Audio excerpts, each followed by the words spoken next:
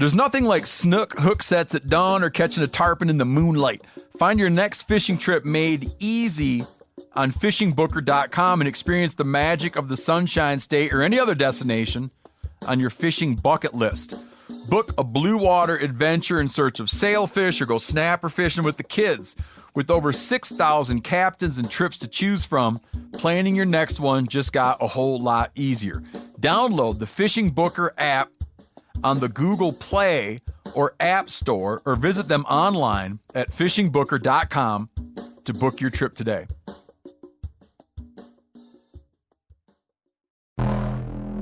Welcome to Wired to Hunt's Rut Fresh Radio, bringing you the latest reports from the whitetail woods. And now, your host, Spencer Newharth. This is Wired to Hunt's Rut Fresh Radio, powered by First Light. I am your host, Spencer Newharth, and this week we're talking about hunting December weather fronts.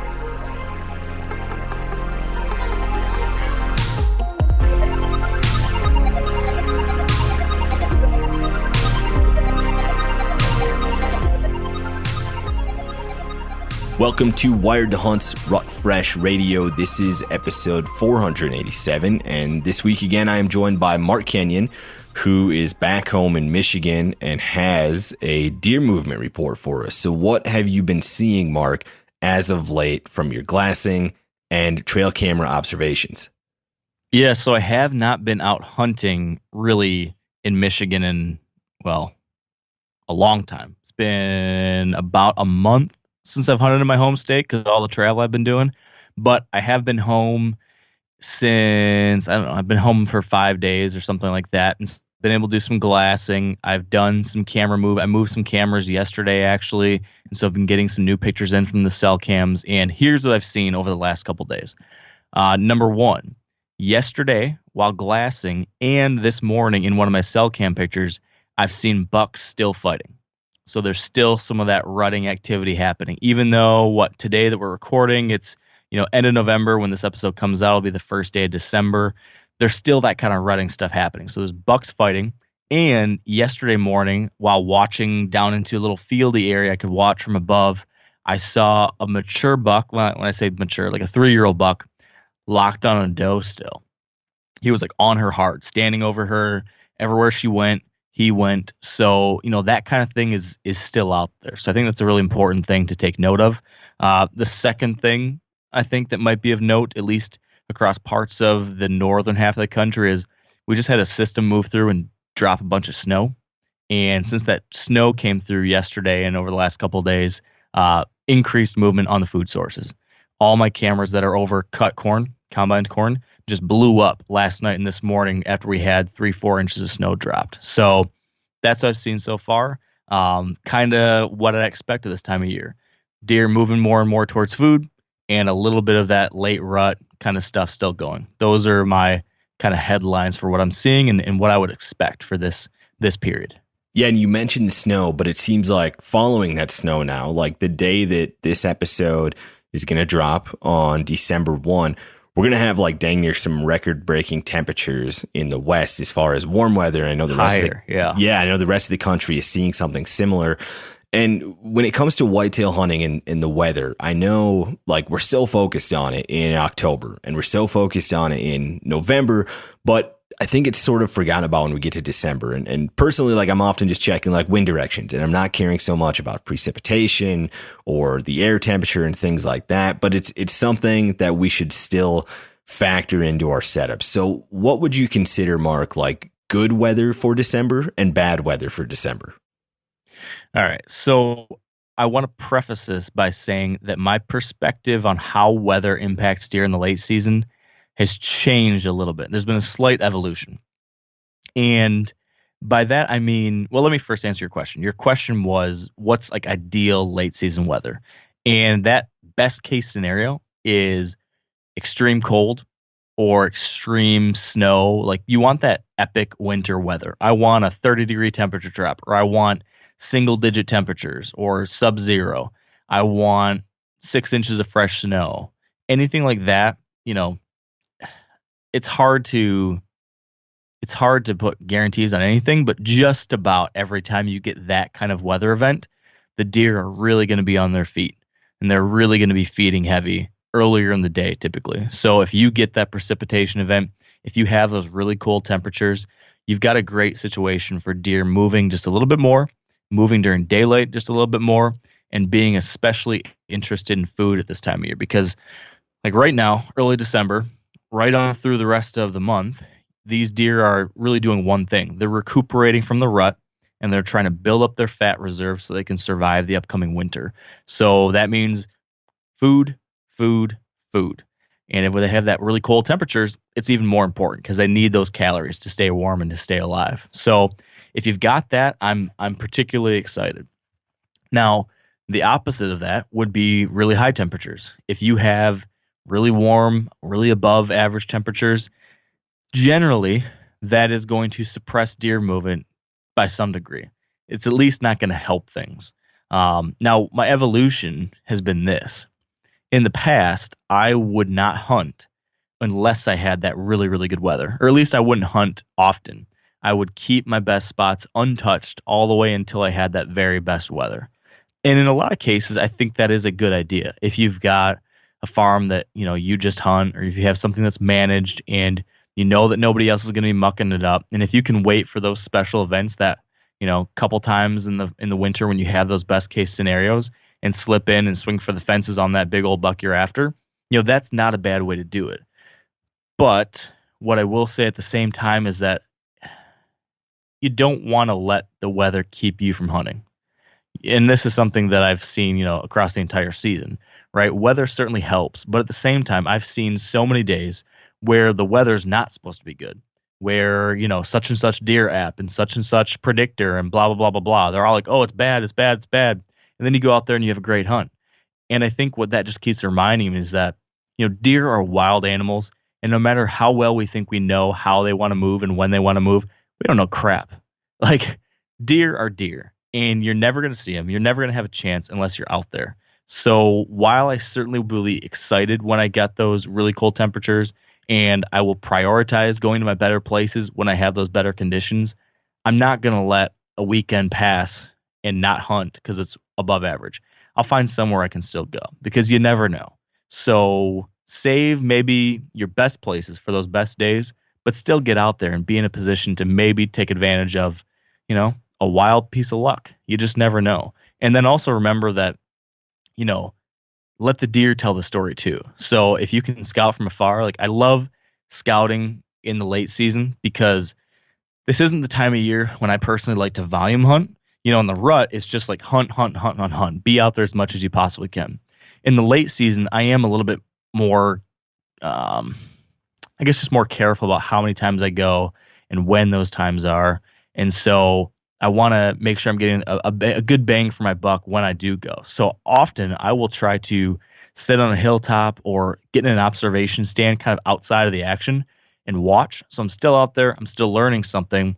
And then I can see, okay, you know what? Even though it's 45 degrees today and not so great, I saw that buck I'm after step out of this little bedding area 400 yards away, even on this day. So now I know, well, conditions be damned, he's moving. Now I can take a swing. Same thing can go for trail cameras, especially with cell cameras these days. Put those somewhere on a food source where you can learn what they're doing and watch those. If the deer are starting to move, even on those warm days, forget the weather. Trust what you're seeing. Go in there and hunt.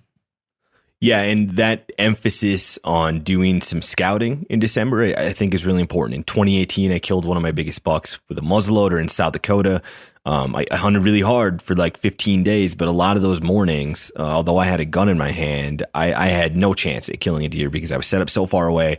I just wanted to glass what they were doing. And oftentimes what you'd see is however deer would exit a field in the morning, you'd often see them entering the same way in that evening. And it was a way to, really make my evening hunts even more productive while, sacrificing my mornings, which weren't going to be great quality anyways. And that emphasis on food and evenings is something you're going to hear about from all of our guests this week, which include David Giarizzo in New York, Kyler Moppert in Louisiana, Doug Duran in Wisconsin, and then Vince Battiata in Tennessee.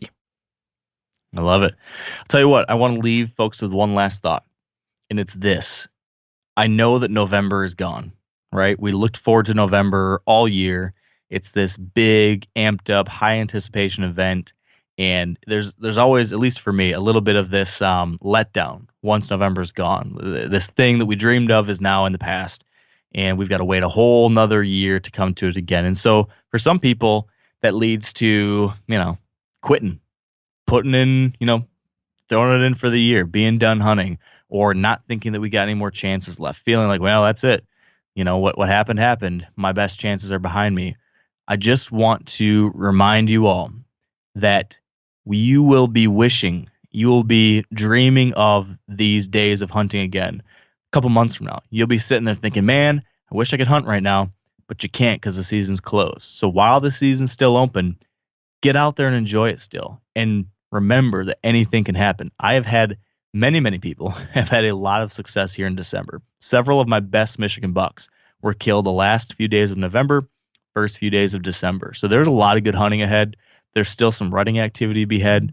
This good weather, like we talked about, can spur a lot of great activity. So there are good times still out ahead of us. Don't miss them. Yeah, and if you need something to motivate you to get in the woods, we just had episode 3 of 1 Week in November drop on November 30th, so the day before this episode comes out. So it's already up.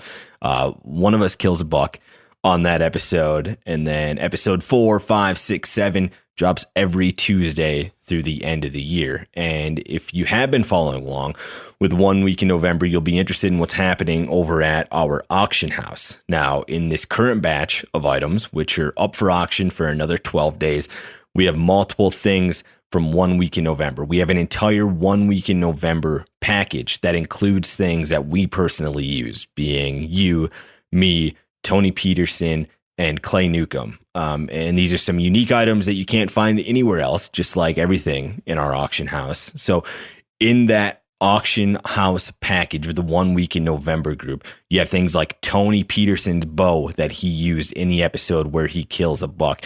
You have Clay Newcomb's arrow that he shot through a buck that he killed.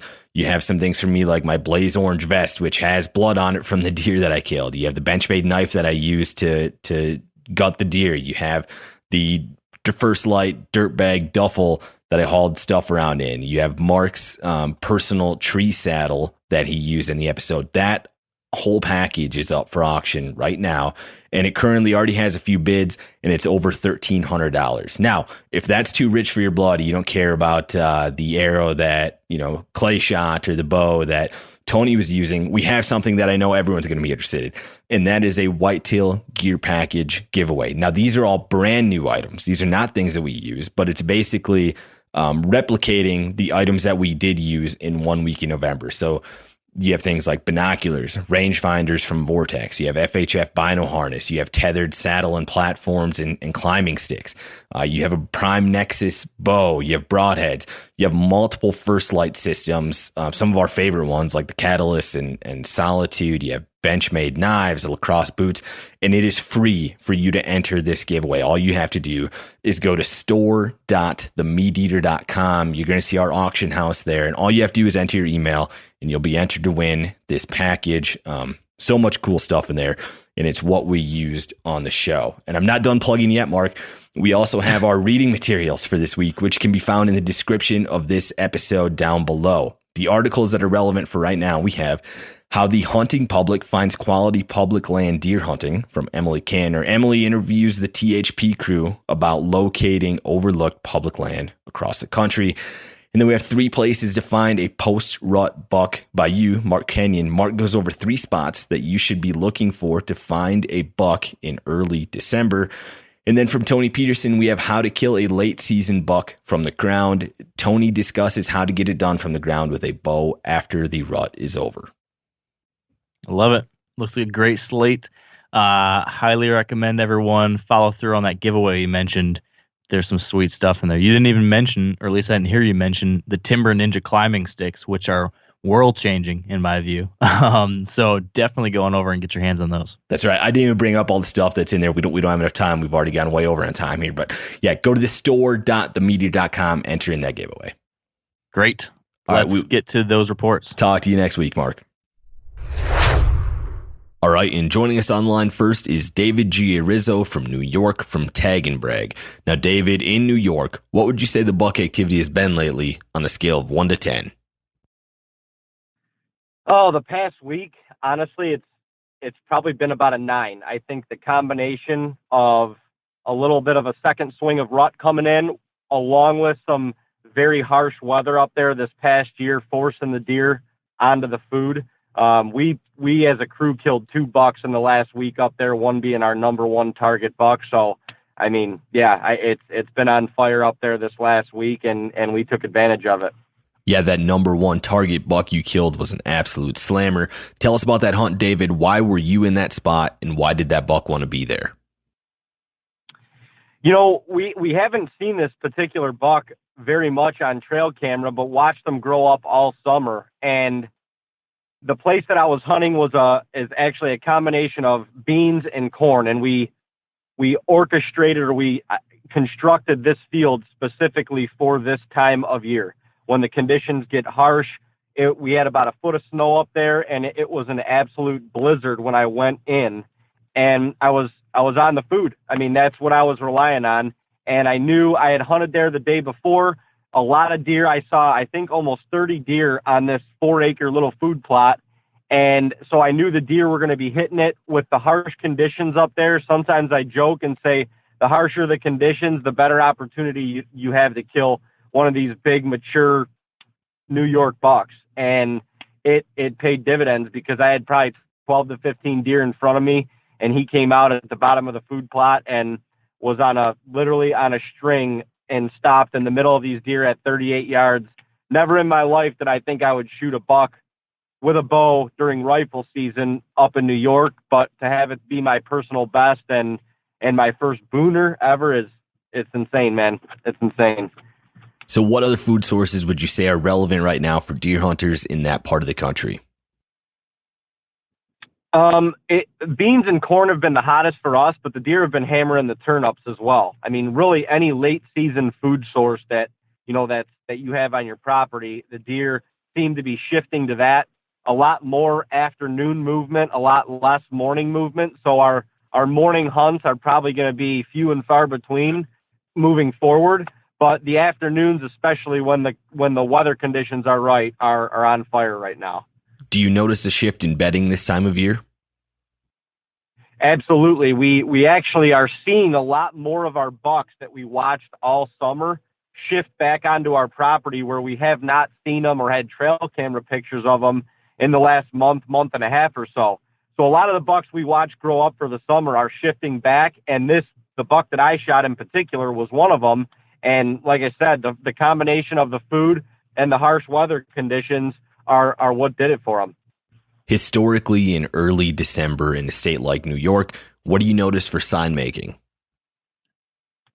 You know, it's funny because the bucks actually just started to shift back to making some scrapes and hitting some of the more primary scrapes. Other than that, it's nothing. The sign making is nothing crazy. You may get, a few random scrapes here popping up, but it's really nothing crazy. Honestly, this time of year up in New York, the weather conditions are typically so harsh that it's really all about being on the food source and taking advantage of trying to get in between food and bedding area, to get in front of them. In early December, where do you want to be running your trail cameras in New York? We've recently shifted all of our trail cameras to field edges, trying to basically be on the best trail coming out into the food. And we'll have 2 to 3 different cameras per, 2-acre, 3-acre food plot. So we're really trying to collect as much information as we can on those food sources, because we know different bucks that we haven't seen in a while, or maybe that we've never seen before, are moving back into these areas. Going forward then in this next week or so, what do you think that buck activity is going to be on a scale of 1 to 10 in New York? You know what? I believe it's going to stay high. I believe it'll be probably right around an 8, because forecasting the weather for Thursday, Friday, Saturday up there, it looks like we're going to be getting some more snow, some more cold weather. And like I said, that's the bread and butter this time of year, is playing those weather fronts. We're going to have another one this week. I think it's going to be on fire again. It'll be an 8. All right, David, congrats again on the amazing deer. Thanks for joining me. I appreciate it. Thanks for having me. All right, and joining us on the line next is Kyler Moppert from Louisiana Bow Hunter in Louisiana. Now, Kyler, in Louisiana, what would you say the buck activity has been lately on a scale of 1 to 10? Scale of 1 to 10, I'd probably put it at a 7 right now. We've got some good buck action happening with cold fronts coming through. Obviously, a lot of people in the woods with Thanksgiving holiday and gun season kicking in recently.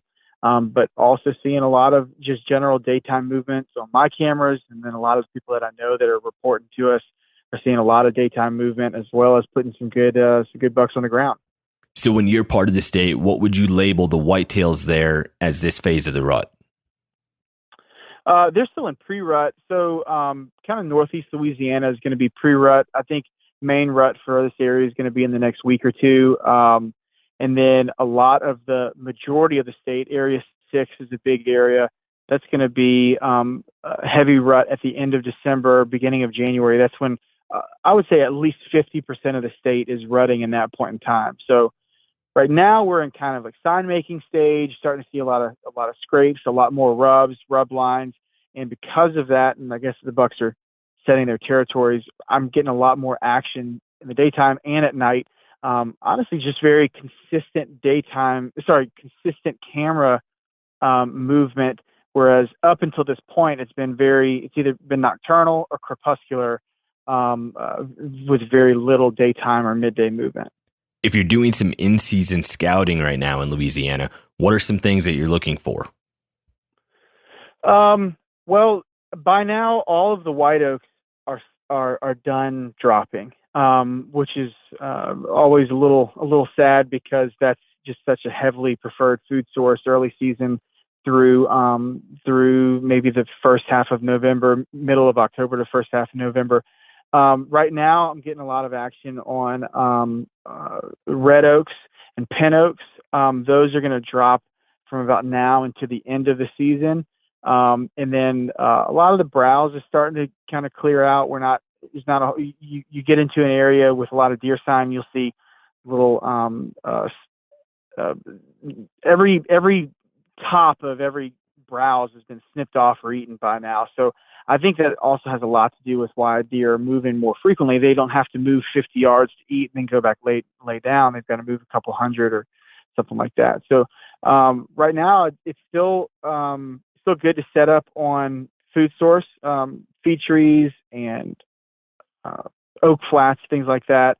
But if you've got travel routes that are trails where a buck or does are using heavily, that's and something that's in between food sources and a travel route, then that's a great place to set up on currently. You mentioned that daylight activity has been increasing. Do you notice better movement right now in the mornings or evenings in Louisiana? I'm seeing on camera, me personally, I'm seeing better morning movement.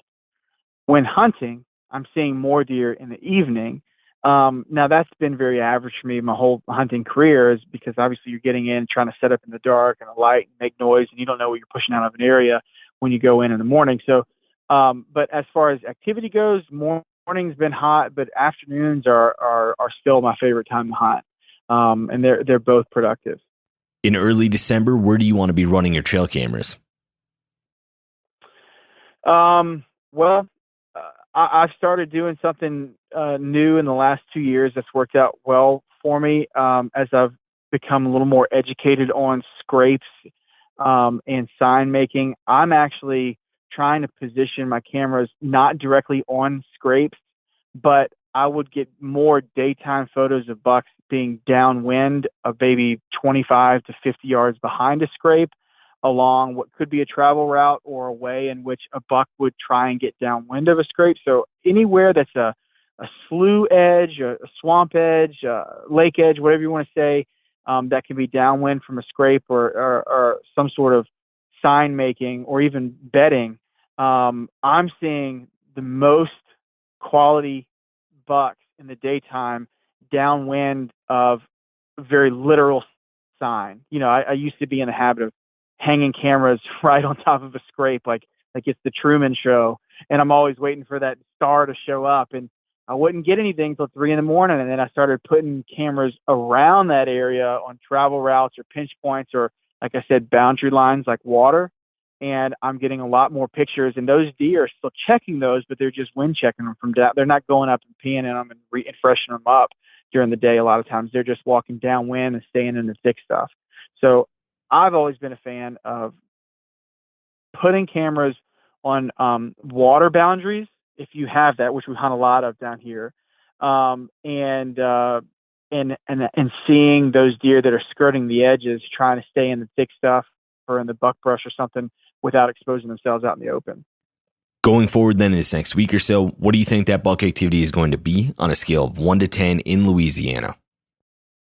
I think it's going to stay a 7 for the next week or two, and then quickly rise up to an 8 as we get some more colder temps and Christmas gets closer, and that pre-rut action heats up big time, and we start to get a lot of rut action going. So I'm going to stick with a 7 for the next week. All right, Kyler, great intel. Good luck with the rest of your season. Thanks for joining me. Thanks, Spencer. All right, and joining us on the line next is Doug Duran, who you've seen and heard on Meat Eater and Wired to Hunt content in Wisconsin. Now, Doug, in Wisconsin, what would you say the buck activity has been lately on a scale of 1 to 10? Well, Spencer, I think we'd be at about a 3 or a 4. We just finished our 9-day gun season, and with that big disruption, bucks have given up on breeding and are more concerned about security and refueling from the rut. So the definitely the activity, the buck activity, the rut activity is certainly down. Now, you just killed a great buck last week with your rifle. Tell us about that hunt. Why were you in that area, and why did that buck want to be there? Well, it's an isolated area on the farm, and it's a soybean field on the neighbors. And I was up there checking on a stand, and as I came up around, it's one of those areas that you creep up into. And about 300 yards away, I see this deer, and it's clearly a buck. I could see his antlers from that distance. I was there checking that field, hoping to take an antlerless deer, and there he is, working his way from a bedding area out along the edge of bean field, and I watched him for 10 minutes as he kept working closer and closer to me, and he was completely distracted by eating those beans. He wasn't aware of me at all, and there was good reason for him to have been aware of me, because it's a spot where we often kill deer from. So it was really interesting to see that. It was a very windy day, and I think that had something to do with it too, that he probably couldn't hear much. Now, obviously, in a state like Wisconsin, big egg is really important to focus on in December. But what are some natural food sources, Doug, that you've noticed that whitetails key in on this time of year? Well, we don't have any snow on the ground right now, and we're seeing a lot of activity late in the day where the deer are picking up on, the green that's on the edge of the fields. And then they're in those brushy bottoms and areas where they can do a lot of browsing as well. Are you seeing any sign making right now on those field edges? Not a lot. I mean, you'll see that a scrape will get tended, like a hub scrape will have some activity in it. But from my cameras and stuff, I'm not seeing a whole lot of scrapes and that sort of thing. Following Wisconsin's gun season, do you notice a shift in bedding at all on your property? Well, not so much with the does. The antlerless deer seem to like those thermal covers. Like we've got some pine plantations and stuff like that. But we do certainly notice that the bucks are a little more. They're down in bottoms and hidey holes, and they're looking for security. If you're doing a morning setup in early December, what does that look like? I know obviously your evening setup's going to be looking over a food source, but what does a morning setup look like for you in Wisconsin? Well, we had a successful muzzleloader hunt yesterday morning, and my friend Eric Canania and his wife were up, and the does and fawns came out of hardwoods, and they were heading into bedding in a pine plantation. They caught them in between, and we were set up for that. If you got to choose your ideal weather forecast for December, Doug, what is it that you'd be looking for? Well, I'd like a little less wind. I'd like to have some snow on the ground and those temperatures that we can all stand. I'm not a guy who likes to have it real cold. If I could have snow on the ground and temperatures in the 20s and low 30s, I'd be real happy. Going forward then in this next week or so, what do you think that buck activity is going to be on a scale of 1 to 10 in Wisconsin? I think it's going to still be down in that 3 to 4 range, but with a few days of calming, we may pick up again. Another round of breeding happening here in December also. All right, Doug, congrats again on the great buck. Thanks for joining me. Thank you, Spencer. Happy to be here. All right, and joining us on the line last is Vince Badiata from the Chasing Public YouTube channel in Tennessee. Now, Vince, in Tennessee, what would you say the buck activity has been lately on a scale of 1 to 10? Lately, I would say it's probably around anywhere between a 6 to 7. I would definitely say it's past the peak breeding portion, but no question, you can definitely catch a cruiser cruising around right now. Now, you just killed a great buck on Thanksgiving Day. Tell us about that hunt. Why were you in that area, and why did that buck want to be there? Yeah, it was, that's definitely a hunt I'll never forget.